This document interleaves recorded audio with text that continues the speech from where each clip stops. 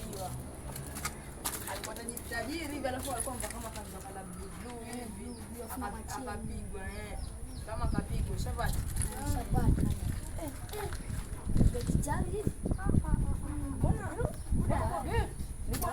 Mbona kwa naisi kando kuna mtu hapa? Na hizi vitu zimetokea wapi? Ama mimi ndo nilikuwa nasikia vitu hapa.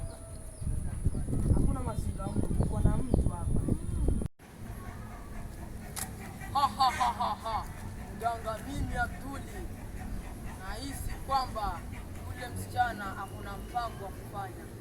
Edha huo mpango wa kuua mtu ama kushikisha mtu ugonjwa milele. Lazima tafute suluhisho ya kufanya.